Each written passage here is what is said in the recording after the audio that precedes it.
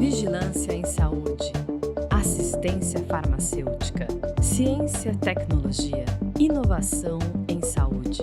Está no ar o podcast do projeto Integra. Integra Podcast. Olá, bem-vindos ao Integra Podcast. Eu sou Marcele Carvalho. Bom, eu sou uma mulher parda, estou vestindo roupa preta, uso óculos, cabelos curtos, estou acima do peso. Bom, mas isso é apenas a minha autodescrição rapidamente. Estou animada para apresentar um tema tão importante e atual. E vou estar com vocês em todos os encontros do Integra Podcast. Bom, sempre com a presença de um ou mais convidados importantes da área da saúde, políticas públicas, assistência farmacêutica, acesso a medicamentos, mercado farmacêutico, entre outros. O Integra Podcast é uma parceria do Instituto Infar, Fiocruz, Conselho Nacional de Saúde e conta com o apoio da OPAS Brasil e da FENAFAR. E surgiu da proposta de levar conhecimento e atualizar os ouvintes, os participantes, sobre esses temas que eu acabei de mencionar. Muito bem, neste episódio discutiremos a importância de criar uma agenda estratégica para a assistência farmacêutica, abordando os desafios na gestão e no financiamento dessa área tão importante para a saúde pública. E para discutir esse tema, eu tenho o prazer de receber um convidado muito especial, o Dr. Marco Aurélio Pereira, que assumiu recentemente o Departamento de Assistência Farmacêutica do Ministério da Saúde. E também tenho aqui comigo a participação da doutora Silvana Nair Leite, que é coordenadora do Instituto Escola Nacional dos Farmacêuticos e da comissão organizadora do projeto Integra. E vamos comentar, portanto, e trazer expectativas sobre o ponto de vista dos diversos temas que eu já mencionei aqui. Bom, vamos começar então o nosso bate-papo com o Marco Aurélio, nosso convidado, e com a nossa debatedora Silvana. Vocês estão bem? Muitíssimo. Vocês podem se apresentar um pouquinho para nós? Podemos. Silvana, por favor. Bom, obrigada, então. Nós estamos super felizes hoje, né, Marcele, de dar início nessa temporada de episódios do podcast do Projeto Integra, começando muito bem com o nosso colega Marco, e vamos ter aí alguns episódios muito interessantes. Bom, eu sou Silvana, sou farmacêutica e sou professora da Universidade Federal de Santa Catarina. Estou coordenando o Projeto Integra junto com um grupo de colegas, né? Com muita gente interessante, muita gente bacana, fazendo aí muitas atividades, e agora mais essa. Vamos lá. Muito bem, estamos animadas, né? Muito. Marco, você pode se apresentar para a gente? Claro. Primeiro, agradecer a oportunidade de estar no primeiro, né, de uma série e vida longa ao podcast Integra. Sou Marco Aurélio, sou farmacêutico e atualmente estou como diretor do Departamento de Assistência Farmacêutica e Insumos Estratégicos do Ministério da Saúde. Acompanho o projeto Integra já acho que desde a sua origem, quando a gente, pelo Conselho Nacional de Saúde, participava, atuava, e lá atrás aquela semente que a gente plantou, né, de ousar em apresentar sugestões e propostas debatidas com a sociedade, não apenas apresentar para a sociedade, mas de discutir isso com diversos atores e atrizes que atuam nesse setor, a gente conclui que estávamos certos. Então, chegar aqui coroando com o podcast é mais uma forma de levar o debate, conhecimento, ideias e, principalmente, munir a sociedade de informação sobre os temas que você levantou e tão importantes hoje para a construção do nosso sistema de saúde. Obrigada, Marco. Obrigada, Silvana. Bom, acho que é importante a gente mencionar, né, que é super importante o cargo que você ocupa, o espaço que você está ocupando hoje. Te parabenizar, né, por esse convite feito diretamente pela ministra e, portanto, parabenizar a representação que hoje você leva ao Ministério de todos os farmacêuticos e farmacêuticas desse país, né? Obrigado. Acho que é um momento histórico retomar democraticamente esse país, é um momento histórico, é a reconstrução, né? Fala-se da reconstrução desse país depois de 4 anos, ou um pouco mais, na verdade, né, de tempo, de digamos assim, de destruição desse país, né? Qual o cenário que você visualizou dentro do Departamento de Ciência Farmacêutica logo quando você botou os pés como o atual diretor desse departamento tão importante para o Ministério da Saúde? Acho que é importante destacar que nossa atuação, ela não começa apenas quando a gente chega no departamento, né? Nós, até pelos movimentos sociais, pelo próprio projeto Integra e pela participação que a gente tinha no Conselho Nacional de Saúde, e essa na verdade, uma tarefa para todo cidadão, para toda cidadã, participar do controle social, atuar, né, já que é responsabilidade também da sociedade cuidar do nosso sistema, fiscalizar, sugerir, acompanhar, e nós buscávamos fazer isso no Conselho Nacional de Saúde, nas atividades que a gente desenvolvia. Então, e ali tínhamos claro, não como conselheiro, mas como participante, por exemplo, da Comissão de Ciência e Tecnologia, da SICTAF, do Conselho Nacional de Saúde, ajudamos no grupo de trabalho que debateu os ODS, os Objetivos do Desenvolvimento Sustentável, Agenda 2030. Então, particularmente desde 2016, a gente já atuava no DAF de 2010 até 2016, depois fomos para o Conselho Nacional de Saúde e permanecemos atento à pauta da assistência farmacêutica.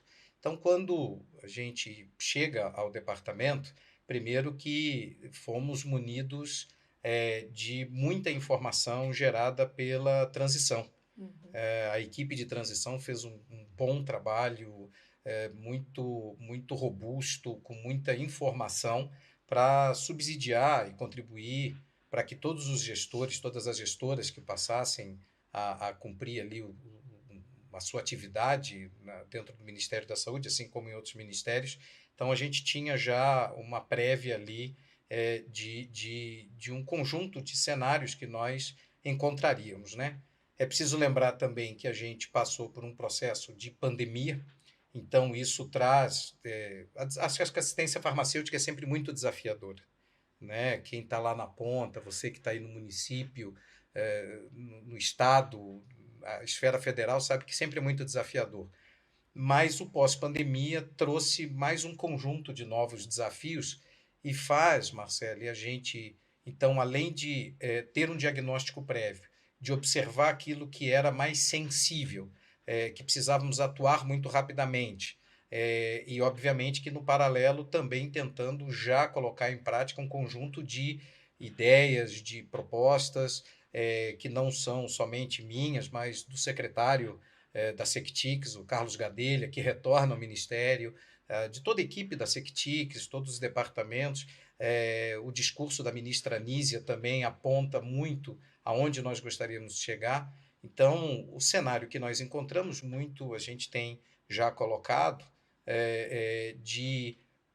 primeiro, foi um desafio a recomposição orçamentária, que se conseguiu no Congresso Nacional para algumas áreas especificamente, na assistência farmacêutica, chamou muito a atenção a recomposição do programa Farmácia Popular, que se buscou no Congresso Nacional.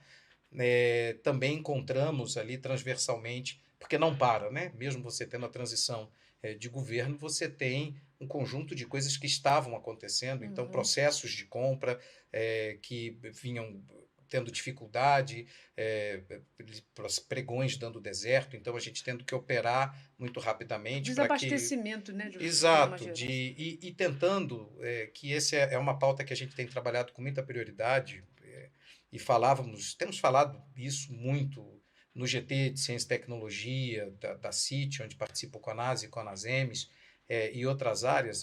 O desabastecimento é um desafio que não é de hoje, né? Mas nós sabemos que algumas coisas podem vir a agravar um pouco mais a situação e é preciso fazer um grande debate sobre esse tema, né? Ele não é simplesmente um processo gerencial. E aliás, você fala uma coisa que mesmo atuando muito fortemente na pauta do desabastecimento, nós não queremos que o Departamento de Assistência Farmacêutica, aliás, a assistência farmacêutica no Brasil, seja vista simplesmente como aquele local que garante a aquisição. Isso é parte do processo. Você pode ter os estoques abarrotados de medicamentos e não garante a adesão se você não tiver o cuidado, o serviço farmacêutico. Então, acho que eu estou colocando de maneira bastante ampla, porque é um olhar sobre aquela pauta mais sensível e um olhar já buscando prospectar e ver como é que a gente consegue atuar de maneira mais ampla na garantia do que a Política Nacional de Assistência Farmacêutica, construída aqui tem 3 pessoas que, fora todos os outros e outras que estão nos ouvindo, mas aqui tem 3 pessoas que participaram muito diretamente dessa pauta. É Então, uma excelente menção sua, né? Porque a Política Nacional de Assistência Farmacêutica, se não é a única, mas é uma das primeiras a ser formulada dentro do Conselho Conselho- Nacional de Saúde, né? Ela é uma política do controle social, né? Formulada a partir da Conferência Nacional de Medicamentos e Assistência Farmacêutica, né? E é uma política, ela é uma resolução do Conselho Nacional de Saúde, o que é muito interessante. E é muito interessante porque você traz esses dois. Claro, você tem um grupo, você tem um coletivo, né, uma equipe enorme. Você acabou de mencionar isso. Mas você traz em você também, no Marco, a experiência de ter participado do Farmácia Popular do Brasil. Você coordenou o Farmácia Popular do Brasil, Sim. né, no governo anterior. Você participa do controle social, foi secretário, né, segundo secretário do Conselho Nacional de Saúde, e acabamos de falar da política que foi emanada do controle social, e hoje você é o diretor da pasta. Você é o coordenador da assistência farmacêutica, que tem na Política Nacional de Assistência Farmacêutica, formulada no seio do controle social, a sua referência, né? Acho que a gente tem que fazer menção a isso. E você é uma pessoa sensível também às necessidades e às demandas, né, que vêm da população e que são traduzidas e são defendidas dentro do controle social. Essa é a função, talvez, central, né, do controle social, Marco. E aí já fica claro nos passeios que você fez agora de início, né? Que já deu várias pistas aí, já daria muitas conversas, cada uma desses pontos. Mas, assim, o presidente Lula fez o seu balanço dos 100 dias. Queria que o Marco fizesse o balanço dos 100 dias. é interessante. Mas você não fez 100 dias ainda, né, Marco? Não, eu tô... o governo Lula faz 100 dias, nós chegamos ali um pouco depois desse processo, mas eu penso, é interessante essa pergunta que a Silvana faz, primeiro porque a gente teve nesse processo montando uma equipe, né? A montagem da equipe é um processo bastante sensível, porque nós buscamos, né, primeiro identificar pessoas que... Eu não quero dizer que talvez essa trajetória que eu tenha tido seja importante para assumir um processo de gestão, mas eu acredito que tenha sido essa um dos motivos pelo qual o secretário Gadelha faz o convite, quando a ministra, enfim, compõe o seu grupo, eu acho que leva isso em conta, né?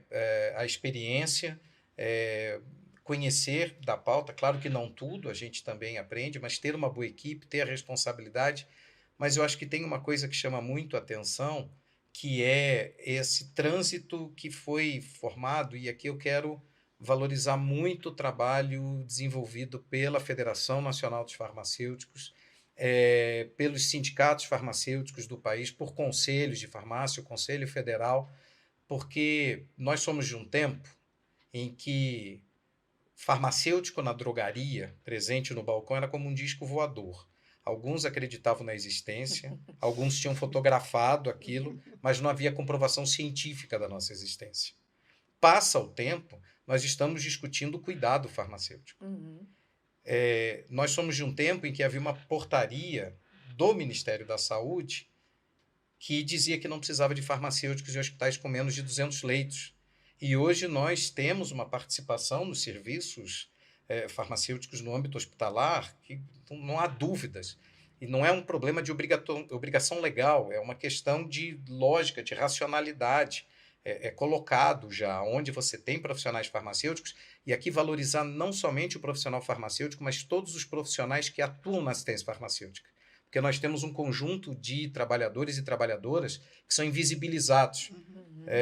Aquela pessoa que ajuda a limpar a prateleira, que cuida ela tem uma importância fundamental. A gente falava isso na transportadora. Ter o farmacêutico na transportadora era importante, mas você conscientizar a pessoa que faz o transporte, que cuida disso para além da logística. Então, eu penso que essa sensibilidade que a FENAFAR, por estar presente em pautas fundamentais, na lei dos genéricos, na lei lei de patentes, na construção da conferência, isso nos trouxe a possibilidade de trazer um sonho, uma quimera quase, aquilo se transformar numa realidade, numa política aprovada no controle social pelo Conselho Nacional de Saúde, e termos a oportunidade, sermos convidados para falar, bom, então agora como é que você ajuda a construir esse processo? Uhum. E olha a importância da portaria, da resolução, né?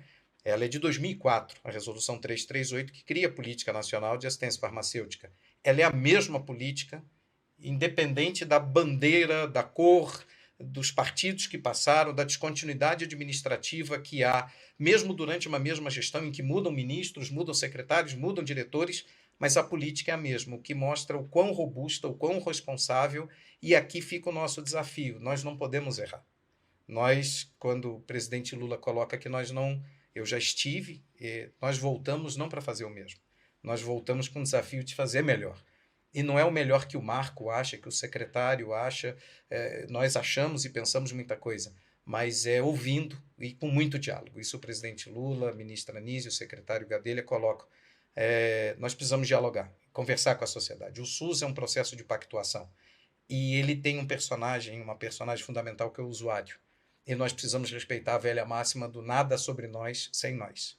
Ou seja, o interesse do usuário é manifestado pelo usuário, pela usuária. E é isso que a gente vai tentar e tem buscado nesses 100 dias realizar em audiências, em reuniões, em participações como essa e colocando em prática e buscando transformar aquilo que é um pensamento numa prática. Perfeito. Essa é a diferença da gente ter um governo democrático, né, um governo que pensa, né, o cidadão e a cidadã, e não um governo centralizado no seu próprio umbigo e num conjunto só de pessoas próximas. Isso, né, pela tua fala, fica evidente, né, o posicionamento desse governo e a importância de você ter o controle social na tua marca pessoal e também no processo de escolha das pessoas que estão próximas de você. Isso também fica bastante evidente na tua fala. Voltando para a pergunta da Silvana, que para mim ainda está inconclusa, talvez a resposta. Quais os principais desafios que vocês identificaram já prontamente nesses 100 dias de governo Lula, mas ainda quase 100 dias da tua presença no departamento? Você pode dar uma palhinha para a gente de quais são os principais desafios? Deve ser inúmeros, imagino eu. Claro, e nem vou arriscar porque eu erro normalmente no tamanho. Mas acho que o primeiro desafio foi essa questão da recomposição orçamentária. Isso era uma pauta muito sensível. Segundo, se nós pegarmos nas grandes bandeiras, né, nas grandes ações, se nós olharmos o programa Farmácia Popular, hoje um dos desafios colocado para o Farmácia Popular é a garantia da sua estabilidade institucional. Né? O programa ele teve uma redução de pessoas atendidas, ele teve atrás o fechamento de parte dele, que foi a rede própria, a unidade própria, que foi, inclusive, que deu origem ao programa nas unidades da Fiocruz, nas parcerias e convênios com estados e municípios. Nós tivemos um decréscimo do número de estabelecimentos farmacêuticos credenciados. O programa não abre novos credenciamentos já há algum tempo, então estamos falando do Farmácia Popular e é muito nítido para nós que a assistência farmacêutica, o Farmácia Popular é uma ação complementar. Estou falando dele porque ele ficou muito expresso e foi onde a gente teve ali uma redução grande na piloa que foi encaminhada ao Congresso Nacional e que o Congresso Nacional fez a recomposição. Então, essa atuação sobre o Farmácia Popular, ela demandou um tempo bastante razoável, porque nós precisávamos primeiro compreender, entender quem são as pessoas, com quem e nós sabemos do valor de um conjunto de servidores e servidoras que estiveram no Ministério, dando conta de cuidar ali de ações, de atuar no sentido de fazer com que as coisas avançassem. Então, nós também estamos reconhecendo isso e fomos buscar pessoas e ideias em torno disso, ouvindo a sociedade. Já fizemos, vários grupos nos procuraram, tivemos audiências com eles para falar sobre o programa. Então, estou pegando o programa como uma das questões. Mas, quando nós olhamos os componentes, uma das ações que a gente foi observar era exatamente aquilo que estava no processo de desabastecimento. Né? Isso foi manifestado na primeira reunião da CIT desse ano, da Comissão Intergestores Tripartite, foi manifestado tanto pelo CONAS quanto pelo CONASEMES e consta dos seus documentos como uma preocupação no sentido de que é preciso atuar. Tem ações estratégicas como o Qualifar, que enfim, nós estamos olhando e vendo como é que a gente consegue incrementar, fazer melhor aquilo que a gente já fez, mas também de compreender que aquilo que foi feito, mas não foi validada a metodologia, empiricamente tem dado certo, é preciso revisitar.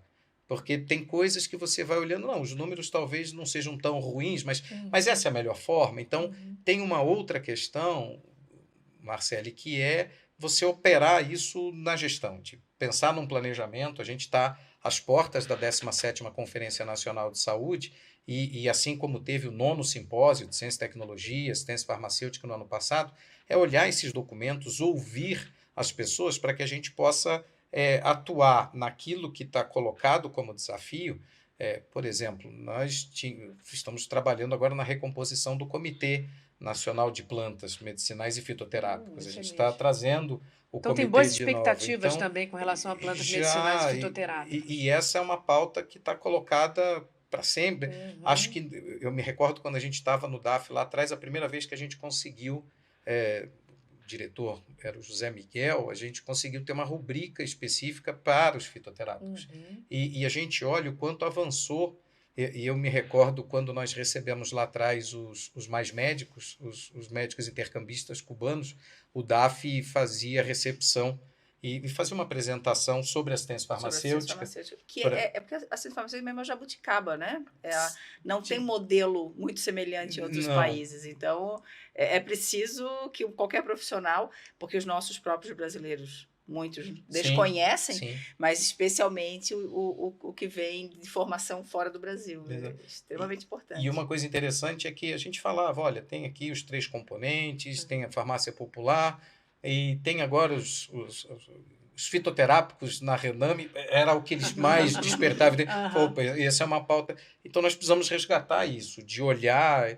E é isso, o Brasil ousa em ter, não sei se eu vou acertar no número, mas talvez o maior programa de assistência farmacêutica do mundo. Não podemos comparar em número de habitantes com outros países, mas do ponto de vista do seu desafio, da universalidade, ele é gigantesco. Talvez até do próprio financiamento, né, Marco? Do acesso sem contrapartida, né? Eu acho que não tem nenhum comparador. Não tem um sistema de copagamento, né? Então, não é, o usuário não desembolsa diretamente nenhum percentual, né? É que mesmo em sistemas públicos, em outros países, tem o sistema de copagamento, né? Então, é diferente. Né? Acho que nessa proporção, né, da forma como acontece no Brasil e da forma como é organizado, né? Ele é muito uma construção muito nacional, muito característica do nosso sistema de saúde. Agora, a gente sempre costuma comentar que a dona Maria, lá, quando precisa de um medicamento, tem necessidade de um medicamento que foi prescrito, que pode ser de uso contínuo ou não. Então, bom, o que interessa para aquela pessoa é ter o acesso ao seu medicamento. Que o medicamento seja adequado, que ela consiga adquiri-lo o mais rápido possível, que ela tenha informação para poder utilizar adequadamente e tudo mais. E não interessa muito, eu acho que não é para interessar muito, de quem é a responsabilidade nesse caso, se ele é do município, se ele é do estado, se ele é da União, se ele é do bloco A, B ou C, porque essa lógica dos componentes e tal é uma lógica da organização da assistência farmacêutica no sistema público, não deve ser uma preocupação para o usuário. A gente ainda vê isso muito fragmentado na prática, né? Entre os componentes, as pessoas têm que ficar aí peregrinando, às vezes, para entender. Nesse conjunto, né, nesse formato pactuado, federativo que temos também para assistência farmacêutica, qual deve ser o papel do governo federal, né? Da cadeira que você está ocupando? A partir daí, o que a gente consegue construir, mas considerando que o Ministério da Saúde, ou o DAF, não atua sozinho, né? Ele depende dos outros entes. Se nós olharmos nisso que você disse, sobre as leis orgânicas da saúde, a Lei 8080 ela é muito nítida quando diz da responsabilidade da esfera federal. Ela aponta lá as responsabilidades comuns aos 3 entes, aos municípios, estados e à União, e tem uma parte específica sobre a responsabilidade federal e que está lá a coordenação de um conjunto de ações relacionadas a medicamento, a serviços, hemoderivados, enfim, aquilo que é de responsabilidade da União nesse aspecto. E mesmo, acho que você toca num ponto importante, Silvana, porque olhar essa divisão é uma divisão de organização da assistência farmacêutica e que nós precisamos revisitar o tempo todo, né? Não é possível, talvez, dar cavalo de pau, porque você pode ter um risco eminente ali do processo de financiamento. De desestruturação, né, do próprio sistema. Exato. Até porque isso acontece da esfera federal, que se repete em estados e municípios. Então, primeiro, você ter uma política acertada ajuda em saber quais são as diretrizes principais que estão colocadas. Para isso serve a política. E por isso que ela precisa ser revisitada o tempo todo. Primeiro, porque ela aponta quais são as vontades de gestão e aonde a gestão deve se pautar para desenvolver as suas atividades. Eu não posso dar peso na aquisição de medicamentos se eu não der o mesmo peso na definição de uma agenda estratégica de pesquisa de insumos para o SUS. Se eu não tiver um mesmo empenho em dialogar com laboratórios oficiais e mesmo laboratórios privados, no sentido da garantia de que a produção atenda a essas demandas. Eu não posso não olhar para a regulação de mercado, de entender o papel estratégico da CEMED, da Anvisa. Então, quando nós colocamos isso, o desafio ele está em você compreender, e aí me parece fundamental a lógica de construção da Secretaria de Ciência e Tecnologia e do complexo, né? Se nós olharmos da sua origem, a antiga SCTI, que ela começa com o DECIT, né? O primeiro departamento, depois você tem o DAF, você vai tendo a lógica, né, de você ter um departamento que cuida da agenda estratégica, que precisa estar em diálogo com o departamento que vai buscar promover a produção, a garantia de acesso do ponto de vista da produção desses medicamentos, desses produtos, desses insumos estratégicos. Um departamento que vai fazer o diálogo e fazer com que isso chegue na ponta, não somente sobre aquisição e organizando isso e financiando para que estados e municípios adquiram, mas discutindo sobre o uso racional de medicamentos, discutindo no espectro mais amplo. E você tem o DESID, que volta agora para a SECTIC, o Departamento de Economia da Saúde, que tem todo um debate colocado sobre isso, e o Departamento de Gestão de Incorporação de Tecnologia no SUS, que é outro desafio colocado. Nós temos discutido que o DEGITES, e a partir da Conitec, nós somos de um tempo em que era a Comari. A Comari, que fazia... Né, nós somos no tempo da SEMI, se puxar um pouquinho mais para trás.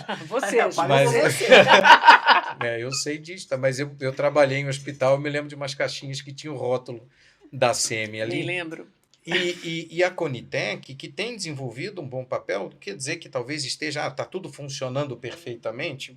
Óbvio que não, isso precisa... Em lugar nenhum do mundo essa questão está indo lá muito bem ou bem resolvida, que é a questão da incorporação das novas tecnologias. Exato, né? Mas, e é por isso que é importante manter o controle social na Conitec, é importante você ter o debate sobre a Comissão Nacional de Ética em Pesquisa, com um debate amplo para a sociedade, o usuário se entender como parte integrante desse processo. E esse talvez, Marcele e Silvana, seja, acho que um dos desafios que vocês aí que vão cuidar do Integra Podcast, é de fazer com que esse debate ele não seja um debate de farmacêuticos. A assistência farmacêutica não é um debate de farmacêuticos. É óbvio que você vai ter ali profissionais que têm mais sensibilidade, mais conhecimento dessa pauta, mas que podem errar, eles precisam ouvir, tem ideias que podem dar certo, podem dar errado. Eu gosto muito da história das experiências exitosas, eu só não gosto muito de quando fala assim, ali é o SUS que deu certo. Não, o SUS dá certo, o problema é quem faz o SUS. Se eu quiser fazer o SUS sem financiamento, sem diálogo, sem conversa, com decisões de cima para baixo, ele não tende a ser um bom exemplo. Então, essa construção é um processo muito dinâmico. Então, a estrutura hoje do Ministério, agora o Departamento da Saúde Digital, a SAPES, os secretários e as secretárias que estão lá em volta, nós apostamos muito e tem sido muito amplo o diálogo. A gente tem feito isso com departamentos, com coordenações, tem sido um processo bastante exitoso. Parece que é pouco tempo, mas é bastante tempo se olharmos tudo que a gente tem feito. Assim, é uma agenda intensa, uma agenda, mas que nos dá muito prazer de saber que a gente, aí, sob comando do presidente Lula e da ministra Anísia, tem um desafio de colocar o Brasil, e dá orgulho, né, quando a gente vê agora o presidente Lula voltando da China, o papel protagonista que o Brasil tem, as possíveis cooperações que o Brasil pode fazer. O Brasil é um destaque em muitas áreas e a gente precisa retomar esse destaque perante o mundo, e nós sabemos o quanto ações baseadas na ciência, na democracia, no diálogo são respeitadas e tendem sempre a dar certo. E a gente imagina que esse é o caminho que está sendo... esse é o desafio e a gente tenta trilhá-lo o tempo todo. O desafio de manter o diálogo constante, permanente, né? Você toca em duas questões que eu acho super interessantes. Uma delas é, voltando um pouco, né, para quem está nos assistindo, porque normalmente, como você falou, a gente não quer que esse podcast seja um podcast para farmacêuticos e farmacêuticas, mas um podcast para todo mundo. E a ideia também é trabalhar a integração de políticas, né? Não estamos trabalhando só com assistência farmacêutica, Perfeito. estamos trabalhando com vigilância em saúde, estamos trabalhando com ciência, tecnologia e inovação. Acho que isso tem que ficar bastante claro para quem está discutindo e assistindo a gente. Tem duas questões importantes que você coloca. A pandemia, voltando um pouquinho, né, para o contexto da pandemia, acho que a pandemia evidenciou várias coisas. Uma delas é que coloca na agenda da mídia, pelo menos, né, coloca no debate público.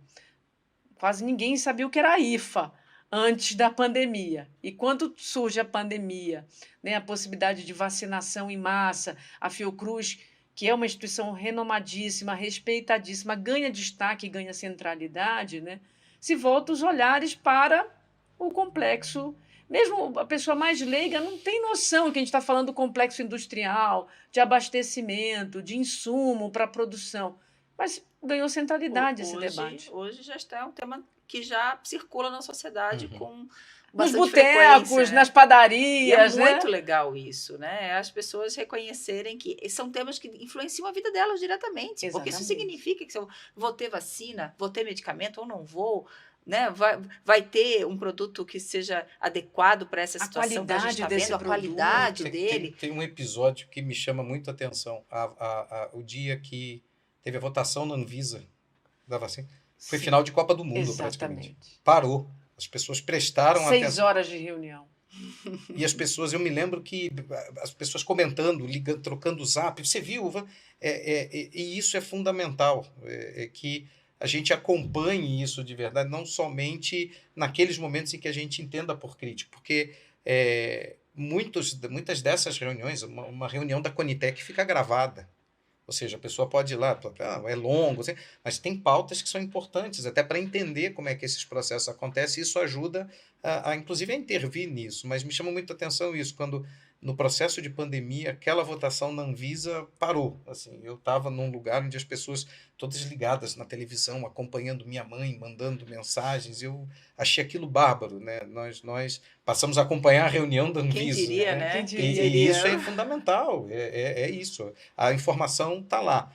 É claro que você precisa facilitar com que ela chegue para Exato. determinados grupos e traduza, inclusive, muito disso, mas um caminho já está sendo dado. Mas quando tem a ver com a nossa vida, né, com a nossa sobrevivência, com a nossa saúde, a gente para, seja individual ou coletivamente, para prestar atenção Exato. naquele evento. Mas que eu não entenda muito. Você toca, né, em duas questões centrais. Uma delas é o quanto esse debate ganhou centralidade. Então, a ciência entrou num pêndulo, ora na mão de um determinado grupo, né, virou massa de manobra, virou matéria-prima, né, para um monte de frases e inverdades e as chamadas fake news, né? E do outro lado, os cientistas sempre advogando, dizendo, não, nós não podemos abrir mão da ciência como grande regente das nossas ações. Você está num departamento que a ciência é central, né?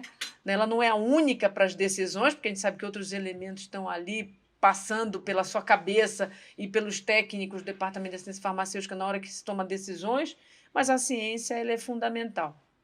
E aí eu queria aproveitar o episódio da pandemia para falar um pouco sobre o papel estratégico da ciência, tecnologia e inovação e daquilo que ser um colaborador de primeira hora do Integra, né? Falar como é que é para você e para o Departamento de Assistência Farmacêutica, o que a gente pode esperar como novidades ou quais expectativas a gente tem dessa colaboração Dá, e dá alguns spoilers aí do departamento, né? As Diz para a novidades do gente aí o que ano. pode acontecer. Isso é Não, é interessante. Primeiro que acho que a Marcele traz um ponto, que é esse pós-pandemia. Eu não consigo iniciar uma frase dizendo, não, mais ou menos isso a pandemia trouxe de bom. Ela não trouxe absolutamente nada de bom. Foram mais de 700 mil vidas perdidas, muitas delas poderiam ter sido, enfim, não precisavam ter partido. Se nós talvez tivéssemos ali alguns procedimentos que a própria sociedade exigiu, cobrou, as fake news, elas fizeram um desserviço e fazem, a exemplo do que a gente está vendo agora no processo de vacinação, baixo índice de vacinação. Fiocruz teve que publicar nota, né, recentemente, Exatamente. falando que a vacina não tinha sido desobrigada. E é o tempo todo. Quem acompanha as redes sociais tem alguns grupos no Instagram, né, que passam o dia fazendo os alertas de fake news. Todo dia tem algo nesse processo. Então, ela não trouxe nada de bom, mas ela evidencia, primeiro, de que saúde é democracia e democracia é saúde. Nós nunca estivemos no mesmo barco. Teve gente que passou pela pandemia numa situação muito mais difícil do que outras que puderam ficar em casa, tiveram suas remunerações. Então, primeiro a gente precisa resgatar a dignidade do ser humano, de discutir o direito à cidadania plena, com trabalho, com educação, com salário, com saúde. Então, é preciso observar de que a saúde não está isolada dos demais, das demais determinantes que apontam se uma sociedade vai bem ou mal. Segundo, que nos traz a importância de observar o complexo econômico e industrial da saúde, o papel da ciência, o papel dos nossos institutos de pesquisa. Se não fosse o SUS, nós não estaríamos sentados aqui hoje conversando sobre isso.